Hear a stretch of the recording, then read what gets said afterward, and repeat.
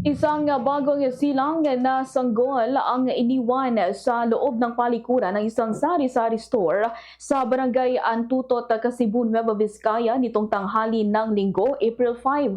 Sa panayam ng Bomba Radyo Kawayan kay Police Captain Lloyd Guillermo, ang Chief of Police ng Cebu Police Station, sinabi nito na ang sanggol ay nadiskubre ng isang barangay disaster responder o BDR na nagtungo lamang sa naturang tindahan upang maki-CR. Batay sa investigasyon, tumambad sa babae ang sanggol na nakahandusay sa sahig ng palikuran. May mga bakas ng dugo at sariwa pa ang umbilical cord.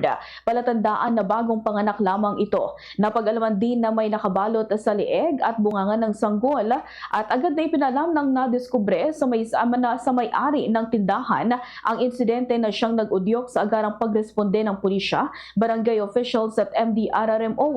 Dinala ang sanggol sa Cebu Municipal Hospital kung saan ito binigyan ng agarang lunas habang nakipag-ugnayan na rin ang pulisya sa Municipal Social Welfare and Development Office o MSWDO para sa wastong pangangalaga sa bata.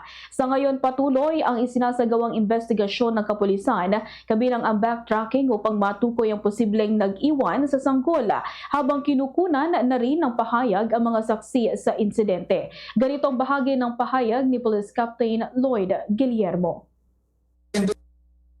Investigation po natin, sir, yung lugar po kasi ng Sitio ko, Sir Rex, sir, yung kung saan nangyari insidente, ito po yung pinag-stop overan ng mga biheros natin.